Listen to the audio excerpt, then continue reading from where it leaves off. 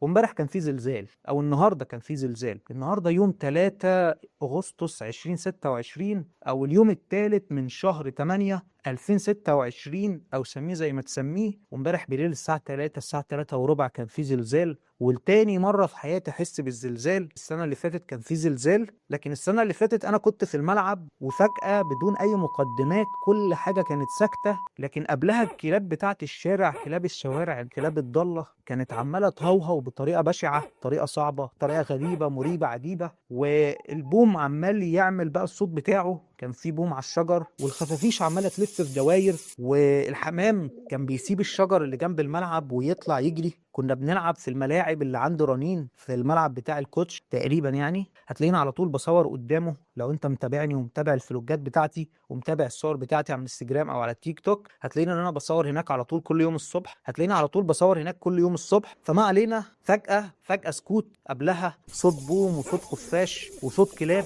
والحمام عمال يجري من شجرة لشجرة. وفجأة صوت، مفيش صوت، سكوت تام. وفجأة الملعب اهتز كده. بنلعب في ملعب نجيلة، انا طبعا مش بلعب، انا بروح اتفرج عليهم. وفجأة مفيش اي صوت، والملعب في خلال مثلا يعني 15 ثانية كان موج كده عامل زي الموج. نفس الحوار حصل امبارح او النهارده الساعة 3 وانا نايم على السرير. انا في العادة بنام على مرتبة في الارض عشان بقع من على السراير، وعشان ظهري تعبان ورجلي تعبانة وانا تعبانة. كابتن اعمل لايك وكومنت وشير بقى. فالمهم لقيت بقى المرتبة بتموج كده، لقيت المرتبة عاملة زي الموج. طبعا انا كنت فاكر ان انا مهيس وان ده من تأثير المخدرات، قصدي تأثير المخدات. انا ما بشربش مخدرات ولا بستخدم مخدات، ما علينا. طبعا كنت فاكر ان ده من تأثير البنادول. انا كنت واخد شريط بنادول، قصدي حبيتين بنادول. واتمنى من الناس ما يسمعوش كلامي وما ياخدوش ادوية خالص، سواء كانت بنادول او اي شركة تانية. فالمهم ان انا كنت فاكر ان انا مهيس، ان ده مش تأثير طبيعي، ان في حاجة غلط. فالمهم لقيت بعد كده فاتح ريدت وفاتح انستجرام وفاتح اليوتيوب وفاتح التيك توك وفاتح كذا موقع تاني في نفس الوقت، وانا كده ايه مهيس ومسقط خالص. فلقيت الناس كلها بتتكلم عن الزلزال،